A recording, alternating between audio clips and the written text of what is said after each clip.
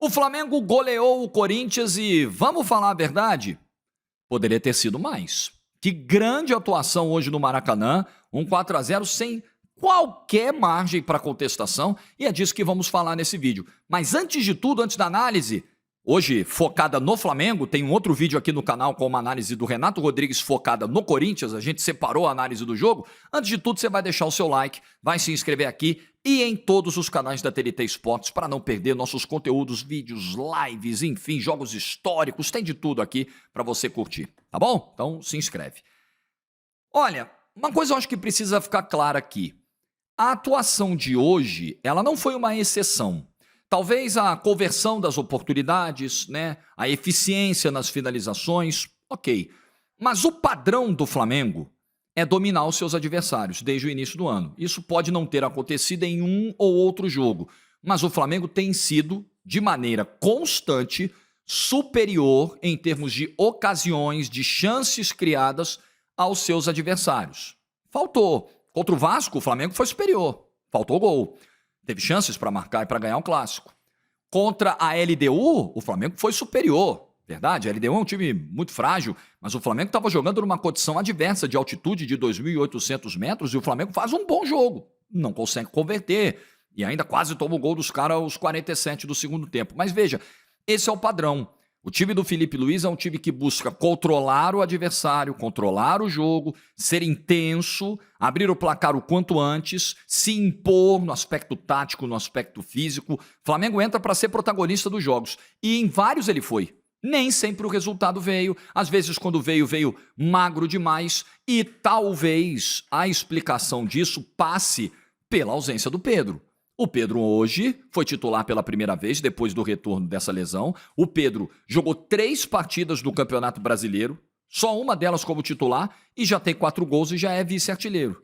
E já tá ali na cola do Arrascaeta, já embolou ali com o Verratti, o Arrascaeta tem 5, o Flamengo tem um artilheiro, nesse momento, né, que a gente tá gravando o vídeo aqui logo após o jogo, tem o artilheiro e o vice-artilheiro do campeonato. Então, ter um atacante como o Pedro, por mais que o Bruno Henrique tenha desempenhado muito bem essa função, né? O Juninho, enfim, estava aí, fez gol importante na Libertadores contra o Tátira, mas o Pedro é outro nível, né? Não existe 9 no nível do Pedro do futebol brasileiro.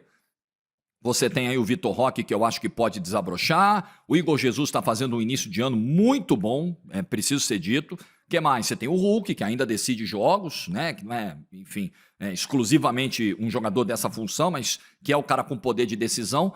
Mas como o Pedro, completo hoje, como o Pedro no futebol brasileiro, você não tem. A capacidade de finalização, a capacidade de cabeceio, de geração de jogo, de conexão com o meio-campo, de atrair marcação, de se entender com os pontas. Cara, é um jogadoraço e o Pedro recuperado faz toda a diferença. O Flamengo no ano passado ruiu quando perdeu o Pedro. A diferença em relação ao momento da lesão do Pedro e o momento do retorno é que quando ele se machuca, o Flamengo dependia dele, o Flamengo só tinha ele. Quando ele retorna, o Flamengo tem o time coletivamente muito mais bem estruturado, muito mais bem organizado, com ideias muito melhores para chegar ao gol adversário, com muito mais repertório. Isso precisa ser dito. Então o Pedro faz uma grande partida, são 2 gols, cobra muito bem o pênalti para não dar sopa, né? Depois do pênalti que perdeu contra o Juventude, bate no alto e com cãibra, né? Inacreditável. O Pedro ainda participa decisivamente do gol do Arrascaeta. Pedro desfilou em campo, Arrascaeta muito bem. E aí, meu amigo, quando você tem o Arrascaeta inteiro, livre de lesões, dando a dinâmica que pode dar, se entendendo com o Pedro, é outro diferencial que pouquíssimos times no futebol brasileiro têm. Cebolinha hoje, né, não marcava desde fevereiro, fez um gol importante, foi bem no jogo, talvez um dos melhores do Cebolinha desde a sua chegada ao Flamengo. Então foi uma atuação de absoluto controle do Flamengo. O Flamengo correu um risco no jogo, quando estava 1-0 aos 20 minutos, a chance clara que o Carrilho teve e desperdiçou. No mais, o Flamengo dominou, o Flamengo respirou quando pôde respirar, acelerou quando pôde acelerar. Primeiro tempo foram 10 finalizações. O Flamengo poderia ter ido para o intervalo com 4-0, com 5-0, não seria absurdo nenhum. E poderia, no segundo tempo, também terminar com 5-0, com 6-0, com uma vantagem maior, acabou ficando no 4-0. coletivamente, enfim, o trabalho do Felipe Luiz já tem aí seus 8 meses, né? Ficar ainda tratando de trabalhos anteriores, pô, não faz sentido, mas eu acho que faz, porque é o mesmo elenco. São os mesmos jogadores, é o mesmo time. E o nível coletivo que o Flamengo apresenta em 2025, ele não apresentou na maior parte do ano de 2024. Só na reta final, depois da chegada do Felipe Luiz. É um abismo. E é duro dizer isso. Nós estamos falando do treinador que comandou a seleção brasileira nas últimas 2 Copas do Mundo, que foi o Tite. Mas é um abismo o trabalho do Felipe Luiz, um treinador jovem, mas que monta um Flamengo muito competitivo quando encaixa a estratégia do Flamengo, a estratégia ofensiva do Flamengo, e quando você tem as individualidades, né, resolvendo, jogadores do nível do Arrascaeta num grande dia, com o coletivo que também impulsiona a individualidade, amigo, esquece. O Flamengo também se aproveitou de um Corinthians que não conseguia fazer a pressão na saída de bola, e você dá esse espaço para jogadores da qualidade do Flamengo é realmente fatal. E é uma vitória para mostrar que, ok, o Flamengo teve aí derrota para o Central Córdoba, né? Os jogos em que a bola não entrou, que eu já citei aqui, mas o Flamengo é o time que vai brigar pelo título brasileiro. Hoje é o principal competidor do Palmeiras. Acho que não resta dúvida sobre isso. Os 2 que largam na frente, os 2, não só por questão de faturamento, né? Mas pelos trabalhos que tem, né? Pelos elencos que tem. Palmeiras reforçou bem o seu elenco, chegou Vitor Roque, chegou Paulinho, Maurício chegou nesse ano, tá voltando de lesão, foi super importante. Os 2 melhores elencos, melhores trabalhos e melhores futebols, nesse Campeonato Brasileiro são Flamengo e Palmeiras nesse recorte de 6 rodadas que a gente tem, e acho que nada indica que isso vá mudar drasticamente, né? Então a gente lembra aqui, o Flamengo teve bola na trave do Arrascaeta no começo do segundo tempo, teve chance de fazer o 4º gol muito antes do lance do pênalti. E o lance do pênalti, que fique claro aqui, o Flamengo não ganhou o jogo por causa do apito. Eu acho que não foi pênalti. Eu acho que é da mesma natureza do pênalti lá contra do Bahia e Ceará, a favor do Bahia. Ontem o pênalti que não foi marcado, mas foi pedido pelo torcedor do Fluminense no jogo contra o Botafogo. O contato vai acontecer. Você precisa entender se há impacto suficiente para a queda do jogador, para impedir que o jogador continue a jogada. Eu acho que não houve impacto para isso. O VAR chamou, o VAR brasileiro você sabe que é extremamente intervencionista. O juiz foi meio que convencido provavelmente a dar o pênalti, porque ele demora. Ele vê na câmera lenta, vê na velocidade normal, vê na câmera lenta, vê na velocidade normal.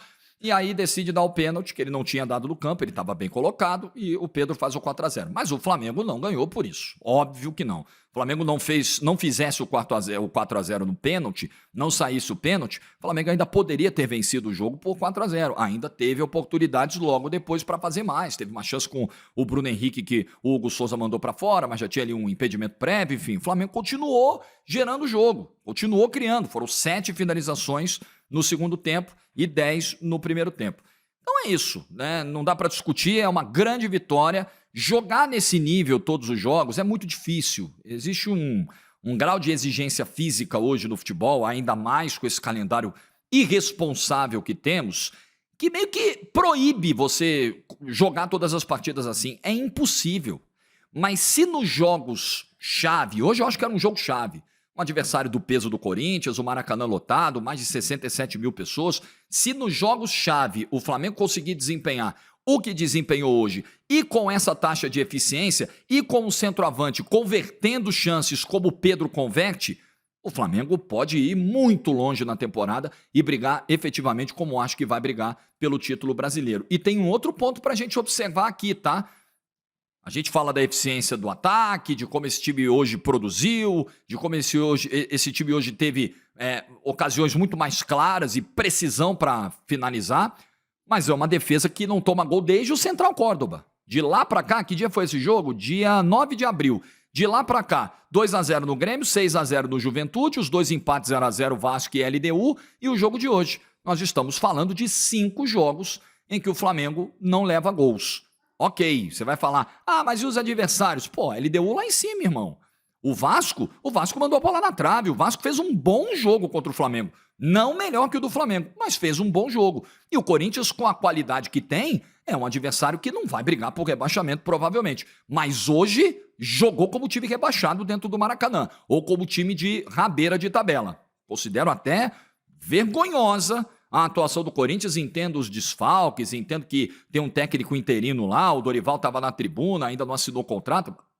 Uma coisa curiosa, né? Ele já está na tribuna, teve informação da TV que ele foi pro vestiário antes do jogo, mas o contrato não está assinado. É um negócio meio doido, mas enfim, futebol brasileiro é isso. Mas, enfim, o Flamengo fez. O Flamengo não tomou o gol do Grêmio, jogando fora de casa. O Grêmio do Quinteiros ainda estava rateando.